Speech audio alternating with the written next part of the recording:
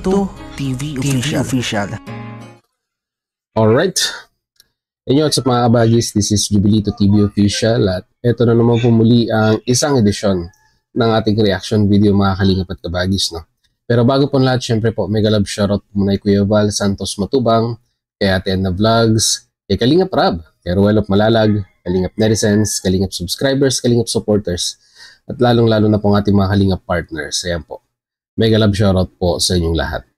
So ito na nga mga kalingap at kabagis, no? For today's reaction video, gawa lang po natin ng reaksyon at pagbibigay ng opinion dito po no, sa naging recent live streaming ni Dodong Roel na kung saan mga kalingap at kabagis ay isinare niya po no, ang kanyang sabihin na nating frustration, disappointment dito po sa nangyaring aberya dito po kay Bongo, no? Yung pong service nila Ruel of Malalag. No?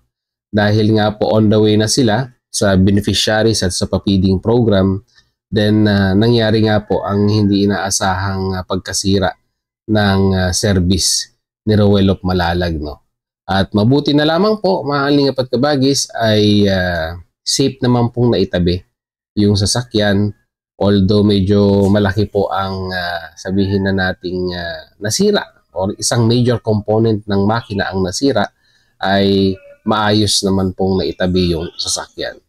So dito po mga kalingap at kabagis, alamin natin ang talagang naging root cause at ano ang naging sabihin na nating action ni Ruel of Malalag at kung makapagbigay tayo ng tips, bakit hindi ba mga kalingap at kabagis sa mga ganitong klaseng pagkakataon. No? So without further ado mga kalingap at kabagis, simulan na po natin.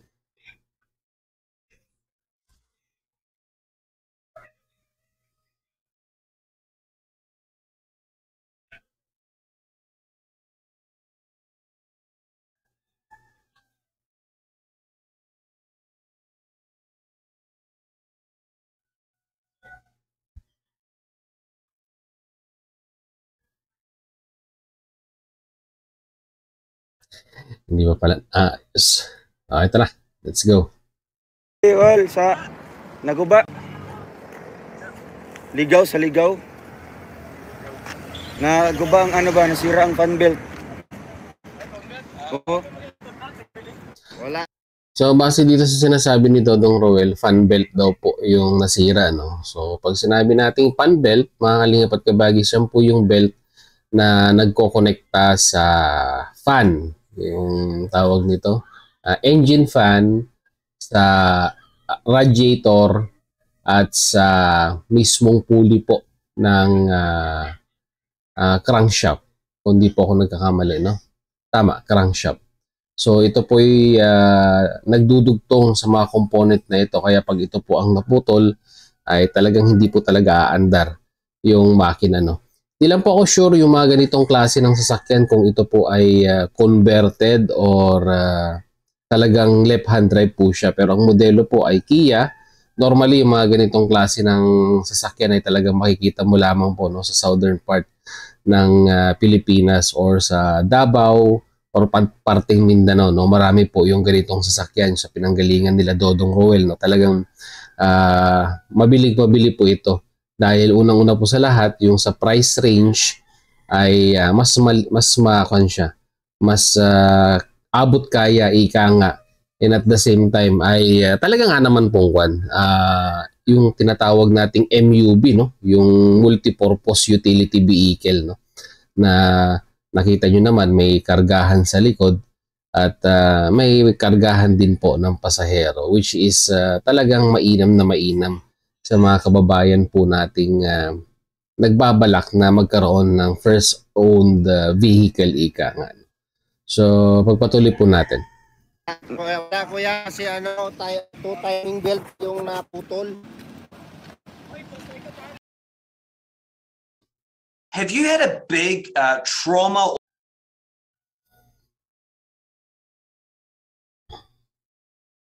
Nga daw. Sabi naman ni Alex Librada dito, mga kalingap at kabagis, ay timing belt naman. So, ang fan belt at timing belt ay magkaiba. Ang timing belt ay yung po yung sa loob ng makina na siguro sa modelong ito nasa labas. Pero ang timing belt, siya po yung nakakonekta sa cam lobe At camshaft, pasensya na po sa mga technical, no? Medyo may alam lang sa sakyan. Kaya, nagkakaroon po tayo ng confusion. So, pag sinabing timing belt, normally, ang timing belt, mga kalingap at kabagis, po ito eh. Sa mga lumang modelo, kadena. Pero sa mga bagong modelo po ay belt na. So, yung pinakita ni Marius dito, mga kalingap at kabagis, ay belt na po siya. So, dito, hindi ko alam kung ang kausap niya si Kuya Bal or si Kalingap Awe. Pero, tignan po natin, pagpatuloy po natin. Timing belt ito hawak ni Mario. So, based dito sa pinakita ni Mario, si Alex pa, alam din naman to sa sasakyan. So, pwede na po siguro nating i-roll out ang pan belt. Pwede na po nating sabihin timing belt ang nasira. No? Talagang nakita po natin na talagang napulbos yung pong belt na ito at talagang mabuti nga lamang po ay sabi nga ni Dodong Roel ay wala nang karga na bigas, which is masasabi po nating mas delikado kung ganyan po ang nangyari. No?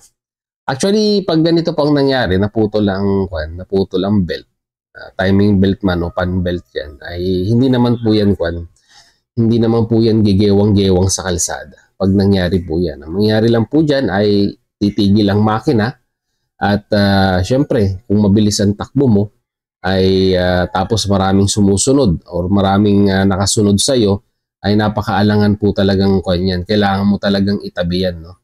Kailangan na maalisto rin ang iyong instinct, ika nga, no, pag nangyari yung mga ganitong pagkakataon. Dahil, let's say, for example, tumatakbo ka ng 70 at naputol ang iyong pan belt or timing belt, ay talagang bigla pong yan. Bigla pong babagal yan, mga kalingap at kabagis. No? So, kailangan mong i-alert yung mga sasakyang sumusunod sa iyo by pressing the hazard button para po ma-inform sila na yun nga po, no? Shoulder ka or sabihin na nating kailangan mo ng immediate attention na kumuha ng shoulder lean dahil may nangyari sa iyong sasakyan. So, pagpatuloy po natin. Kaya nga, putol talaga siya. Yan, si Kuya Bal po, kausap natin mga kalingap. Ayun, si Kuya Bal pala ang kausap. Para inform po sila no, na ganito po ang sitwasyon. Ganito po ang nangyari sa atin. Yan. So, andito sila sa gilid ng kalsada at kumpleto rin naman sila sa gamit. May folding bed at may may shock pa dito kanina. Higa muna.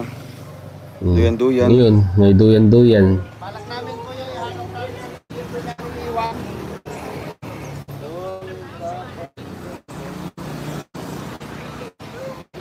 Kumusta ang buhay-buhay? Ha?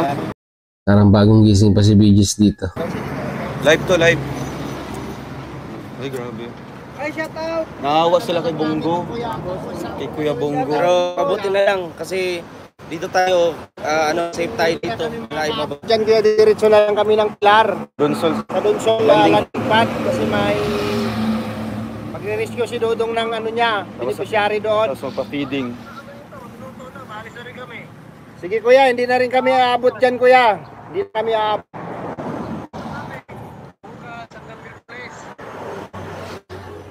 Sige. Ang gagawin na lang namin kuya, didiretso muna kami ang Donsol ngayon. After nito, tapos tapusin muna ni Dodong yung mission niya doon sa beneficiary niya. Mayroong feeding program doon na gagawin. Kung kami sa landing pad matutulog na. Tapos kita. Ay, andyan sila kuya Yan, shoutout po Lady Fighter. May tao po ba doon sa sa landing pad ng Donsol? Wala. So,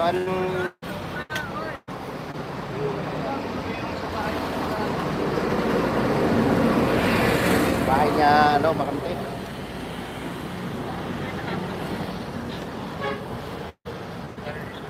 Helen Baring, shoutout po.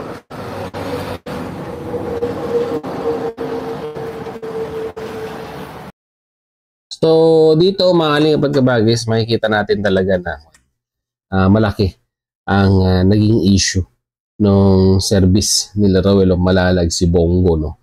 Na kung saan ay hindi talaga ito mapapatakbo. At ang talagang pwedeng gawin dito ay kung ano po yung nasira, yun po yung kailangan palitan para mapandar. Yung timing belt, kung ano man. Kaso ang isa sa mga na-encounter nilang problema ay yung pyesa, yung availability po ng pyesa. No? Hirap silang maghanap niyan po sa lugar na yan. Normally, talagang marami po ang pyesa niyan sa Mindanao or sa parting Luzon. Diba? Or sa may mga nagbebenta naman online. Pero syempre kailangan mo rin pong i-research. No? So, ang talagang last resource dito, base nga sa pag-uusap nila, ang plano is didiretso sa landing pad ng Donsol, Sorsogon, pero si Kalinga Jose naman at that time nandun din sa Naga, kasama dun sa pa-relief nila Kuya Bal, no? At tawag nito, wala doon sa landing pad. So, hindi ko na alam kung anong naging plano, pero one thing for sure, hindi po pwedeng iwan si Bongo sa gilid ng kalsada. Kailangan niyang itow kung saan man sila papunta, which is additional gastos na alam naman po natin sa Pilipinas na medyo may kamahalan po ang pagpapahila, no? Pagpapahila ng sasakyan. So yun lang mga kalingap at kabagis, no? And one thing for sure, natin ang may advice natin sa mga ganitong klase ng modelo po ay dapat readily available or meron po tayong mga extra na spare parts sa mga ganitong klase ng sasakyan, no? Yung mahirap pong hanapin at lagi po tayong may stock dapat niyan, yung mga madaling sabihin na nating masira sa sasakyan, katulad po ng fan belt, timing belt, oil filter, mga spark plugs, kasi yan yung mga yan yung mga consumable in regards po sa sasakyan. So pag yan ang nasira at kung medyo may alam naman ng ating driver sa pagkukumpuni or pagbubutingting ng sasakyan, ay hindi po tayo mahihirapan mga kalingap at kabagis pagdating po ng araw na kailangan po nating i-service yung ating po mga sasakyan. So yun mga kalingap at kabagis, mag-comment po kayo sa ating comment section kung ano po yung masasabi po yung reaction dito nga po sa nangyari sa service ni Roel of Malalag. So yun mga kalingap at kabagis, muli maraming salamat dahil sa dulo po nating reaction video ngayong araw na ito. And nasamahan niyo po muli si Jubilito TV Official. At muli po, naglalambing din po ang inyong host. Sa mga hindi pa po nakasubscribe sa channel po ni Kuya Val Santos Matubang at Edna Vlogs, Kalingap Rab, Roel of Malalag, no? Suportahan po natin na subscribe ang kanilang mga YouTube channel. And at the same time, muli po, naglalambing din po ang inyong host. Sa mga hindi pa po nakasubscribe sa channel po ni Jubilito TV Official, ay pakihit naman po ang subscribe button at ang notification bell para maging updated po kayo sa mga darating nating reaction videos. So, ganoon din po, paki-follow and like, no? Mga kalingap at kabagis, no? Bago po tayo matapos, ito po, no? Yung ating pong Facebook page, baka naman po mahalingap at kabagis. Pakisuportahan naman po at pakifollow. Alam ko po marami po akong pinopromote ng mga nakaraan, pero ito po ay ating nasa official FB page, no?